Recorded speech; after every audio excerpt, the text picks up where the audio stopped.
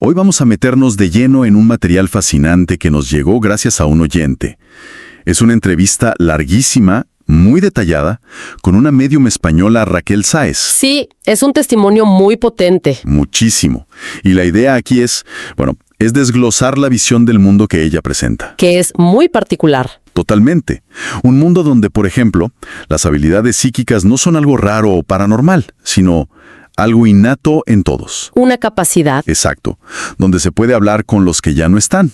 Y donde la muerte, al final, pues no es un final, es un regreso. Y es que es una visión que, cuando la escuchas, tiene una coherencia interna muy sólida. Para entenderla bien, creo que hay que ver 3 pilares, 3 ideas centrales. A ver, ¿cuáles serían? La primera, que me parece clave, es que estas capacidades no se aprenden. No es como estudiar para un examen. Se recuerdan. Como si fuera un conocimiento que ya trajéramos de fábrica, digamos. Interesante. La segunda. La segunda es una redefinición total de la muerte. No es una pérdida, no es una tragedia, sin más. Es, y usa esta frase, volver a casa. Volver a casa. Exacto. Y eso, claro, le quita toda la carga de miedo, de finalidad. Entiendo. ¿Y la tercera? La tercera es quizá la que más te mueve el piso. La idea de un plan del alma. ¿Un plan del alma? Sí. La noción de que nuestras vidas, con todo lo bueno y lo malo, las elegimos antes de nacer. Que todo tiene un propósito de aprendizaje. Uf, esa es una idea muy grande. Bueno, pues empecemos a desempacar todo esto. Y creo que lo lógico es empezar por el principio, ¿no? Por la experiencia que lo inició todo para ella. Su infancia. Exacto. Nos cuenta que a los 7 años se muda con su familia a una casa nueva. Y casi inmediatamente empiezan a pasar cosas. Ajá. Por las noches, ella sentía que alguien entraba en su cuarto. Y describe algo muy específico, una sensación de frío. Un frío muy particular que venía con esa presencia. Y fíjate que ese detalle, el del cambio de temperatura, es un clásico en este tipo de testimonios, pero la explicación que da ella es interesante. ¿Qué dice? No lo ve como algo de película de terror, ¿sabes? Sino como un fenómeno casi físico, una diferencia de vibración.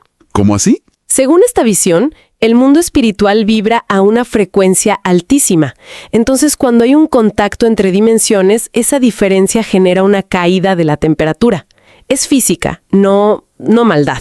Entiendo. Es una explicación más técnica, por así decirlo. Bueno, la cosa es que una noche abre los ojos y la ve. Uf. Sentada a los pies de su cama. Una señora de unos 70 años, vestida de negro, de luto, solo mirándola. Fijamente. Imagínate esa imagen a los 7 años. Terrible. Y no fue una sola vez. Durante los siguientes 7 años, los fenómenos eran el día a día en esa casa. ¿Qué tipo de cosas? De todo. Objetos que salían volando de las estanterías, la radio que se prendía sola siempre a las 3 de la mañana, páginas de libros que se pasaban solas mientras ella leía. Eso que describe suena mucho a lo que se clasifica como actividad poltergeist. Sí. Pero lo interesante es cómo lo interpreta la fuente. Generalmente, un poltergeist se asocia a la energía psíquica descontrolada de un adolescente en la casa. Ajá, como que la persona es el motor del fenómeno sin saberlo. Exacto. Y aquí parece una mezcla de su propia energía interactuando con esa presencia. O sea, ella no era solo una víctima pasiva de un fantasma. Era una participante, aunque inconsciente. Totalmente. El punto de quiebre fue un día que ya estaba harta leyendo y las páginas se le pasaban solas. Agarró el libro con toda la fuerza que tenía. ¿Y? Y entonces vio, sin que hubiera una mano, cómo la esquina del libro se empezaba a rasgar. Lento. Dice que era como si 4 uñas invisibles lo estuvieran destrozando. ¡Qué locura! ¡Qué imagen tan potente! Imagínate el terror. La confirmación de que no se estaba volviendo loca vino después, cuando unas amigas la esperaban en la calle y vieron a la misma señora de negro en el balcón de su cuarto, saludándolas. ¡Wow! Ahí ya no hay duda. Ninguna. Pero aquí es donde vemos el costo de todo esto. Vivir así, sin poder contárselo a nadie por miedo a que te tomen por loca. Te aísla por completo. La hundió en una soledad y un miedo terribles. Y toda esa carga, ese estrés, se manifestó físicamente. Desarrolló una anorexia muy severa. Y eso es un punto central en su mensaje. Es un ejemplo brutal de cómo un don, si no se entiende, si no se trabaja, si no se integra, Se convierte en una carga. peor, se convierte en una enfermedad. en algo que te puede destruir. Ella lo dice con una frase que repite varias veces y que es potentísima. Dice, el don que no está trabajado no es don. Exacto. Te deja claro que esto no es un superpoder que te cae del cielo y ya.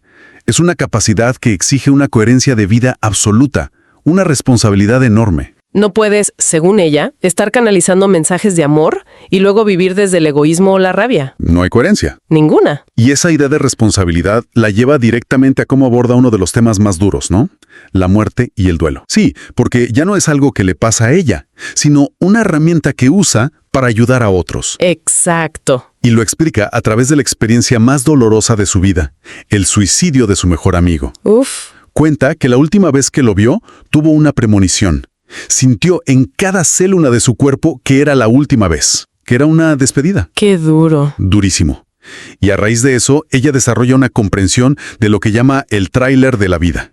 La famosa revisión de vida, un concepto que por cierto aparece en muchísimas tradiciones espirituales y en relatos de experiencias cercanas a la muerte. Sí, pero ella le añade un detalle, un matiz que cambia todo. ¿Cuál es? Que en esa revisión no solo ves lo que hiciste, lo sientes. ¿Cómo que lo sientes? Sientes en tu propia piel de forma empática todo el dolor que tus acciones le causaron a otras personas. Wow. Eso es muy fuerte. Es que no es un juicio externo. No hay un Dios juzgándote. Eres tú, evaluándote a ti mismo a través de la empatía. Y esto es clave para entender su visión del suicidio. Claro, porque eliminan la idea de castigo. Totalmente. Las personas que se van por decisión propia, dice ella, no van a ningún infierno. Entonces, ¿qué pasa? Lo que describe es un estado inicial de mucha confusión, de una vibración muy baja, por la angustia con la que se fueron. Pero insisten que siempre, siempre son recibidos con un amor incondicional, nunca con juicio. Esto es importantísimo. Es que desmitifica el suicidio. Lo saca del terreno del pecado, del castigo eterno, y lo pone en el terreno del aprendizaje del alma. Exacto. La implicación es que tu estado mental al morir determina tu vibración inicial al llegar al otro lado, pero no tu destino. Es tu punto de partida, no la sentencia final. Y por si fuera poco, añade otra capa de información que es, bueno, sorprendente. Afirma que el alma sabe con 1 año de antelación que va a morir. 1 año antes. 1 año. Y que durante ese último año, el inconsciente, como en piloto automático, se dedica a cerrar ciclos pendientes. ¿A qué se refiere? Pues, alguien que tenía un lío legal de repente lo soluciona. Alguien que nunca se había enamorado vive un amor increíble. Es como si el alma, al saber que se acaba el tiempo de juego, activara un protocolo de cierre. Eso plantea una pregunta muy interesante sobre el libre albedrío, ¿no? Si el alma ya sabe, ¿dónde queda nuestra elección? Claro. Pero desde la perspectiva de ella, no es un destino impuesto, es un plan acordado. Elegimos la hora de salida antes de entrar al juego, y ese último año es solo la preparación para cumplir el acuerdo. Cambia por completo la idea de una muerte prematura o injusta. Totalmente. Y toda esta forma de entender la vida y la muerte es la base de su trabajo, sobre todo con los niños. Hay una parte entera de la entrevista dedicada a su escuela para niños con estas capacidades. Sí, que tiene una premisa preciosa. Un niño despierto es un mundo nuevo. Exacto. Y hay una historia, la de una niña llamada Carla, que es el ejemplo perfecto de cómo funciona esto. Sí, cuéntala, porque es muy, muy reveladora. Carla es una niña de 8 años. Su papá había muerto hace 1 año y ella no había llorado, ni una lágrima. Estaba bloqueada. Completamente. Y muy enfadada. La rabia como escudo para no sentir la tristeza. Un mecanismo de defensa muy común. Pues en una sesión, Raquel le dice a la niña: «Veo a tu papá. Está aquí, de pie, justo detrás de ti». Y empieza a darle mensajes, evidencias que solo ellos dos podían saber. Detalles. Detalles íntimos irrefutables. Tu papá me dice que te contaba el cuento del dragón azul para dormir. O me recuerda que los domingos jugaban a hacer castillos con los cojines del sofá. ¡Wow! La niña escucha todo esto y se derrumba. Rompe en un llanto que había contenido durante 1 año entero. Es que es una imagen potentísima. Lo que le permite soltar el dolor no es una terapia convencional. Es la certeza de que su papá sigue ahí. La conexión como sanación. Exacto. Y no se trata de eliminar el dolor, porque la ausencia física duele, es un proceso humano que hay que pasar. Se trata de eliminar el sufrimiento. ¿Cuál es la diferencia? El sufrimiento que nace de la idea de que la separación es para siempre y no tiene sentido. Eso es lo que se transforma. Claro. Y lo increíble es que la propia Carla, un tiempo después, dice, con una madurez que te deja frío, las muertes hay que aceptarlas. Y mi papá se fue cuando se tuvo que ir. Integró la pérdida de una forma sanísima. Y esto conecta con la idea de que estos niños, según ella, nacen con estas capacidades para despertar a sus familias. Y para disipar el miedo. El miedo a lo desconocido es la raíz de todo. Hay otro caso, el de un niño, Alger, que es un ejemplo perfecto de cómo se hace eso. Sí, Alger tenía pánico a la oscuridad. No quería dormir solo porque veía bolitas de luz. Orbes. Exacto. Y en lugar de decirle, tranquilo, no es nada, Raquel le propone un juego de roles. Me encanta esta técnica. Le dice a Alger, imagina que tú eres un espíritu. Estás perdido y no puedes hablar. ¿Qué harías para que te vieran, para pedir ayuda? Lo pone en el lugar del otro. Totalmente. Y el niño, desde esa nueva perspectiva, piensa y dice, pues daría un golpe en la pared. Y Raquel le pregunta, ¿para asustar? Y Alger contesta, con toda la lógica del mundo, no, para que me vean, para que sepan que estoy aquí. Es brillante. Es una técnica de desidentificación genial. El propio niño llega a la conclusión de que la intención detrás del fenómeno no es asustar, es comunicarse. Y en el momento en que entiendes la intención, El miedo se disuelve.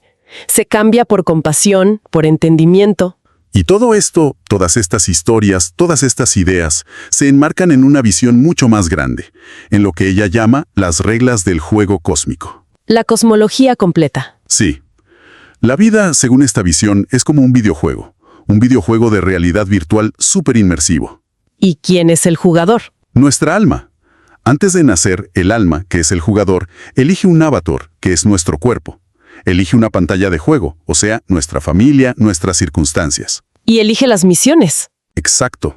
Una serie de aprendizajes que viene a experimentar. Es el concepto del plan prenatal o el contrato del alma. Y lo fascinante de esto es la implicación psicológica que tiene.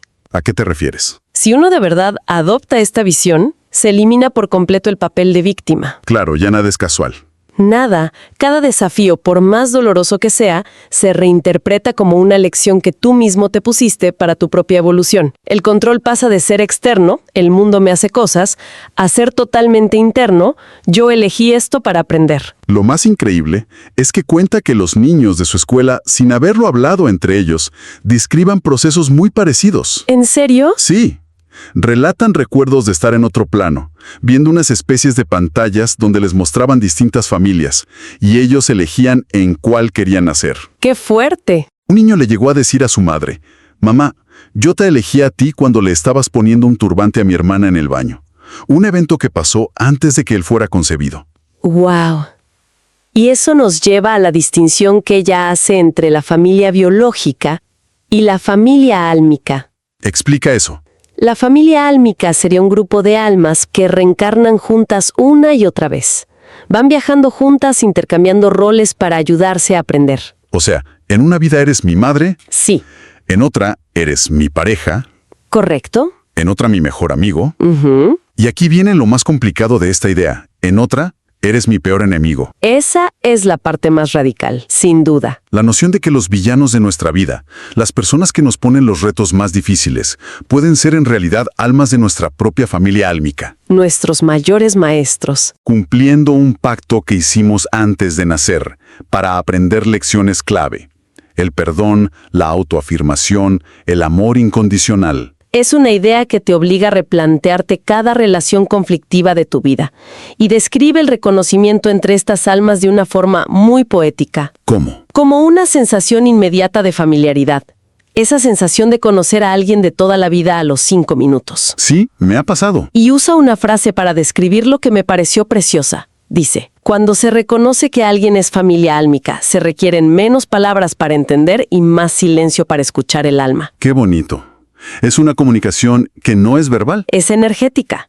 un reconocimiento de frecuencias. Entonces, si intentamos resumir un poco las grandes ideas que sacamos de este testimonio, nos queda un mapa del mundo muy, muy diferente. Absolutamente. Por un lado, tenemos una visión de la muerte que no es una tragedia sin sentido, es una transición, un regreso a casa planificado. Por otro, la idea de que las capacidades psíquicas no son un don raro para unos pocos, son un potencial que está en todos, un lenguaje del alma que hemos olvidado. Y que los niños, al parecer, recuerdan mejor. Exacto.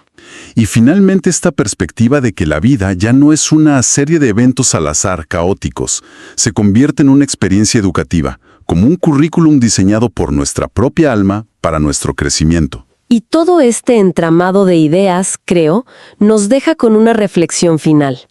Una pregunta muy provocadora que la propia fuente plantea. A ver, ¿cuáles? Ella sugiere que la conversación más importante de nuestra vida no va a ser con un ser querido, ni con un guía espiritual. ¿Con quién entonces? Con nosotros mismos. En nuestro lecho de muerte, cuando estemos revisando la película de nuestra existencia. Y si eso es así, la pregunta que queda flotando es inevitable, basándonos en lo que hacemos hoy, en el amor que damos, en el perdón que practicamos o que no practicamos. ¿Qué tipo de conversación estamos eligiendo tener con nosotros mismos en ese momento final?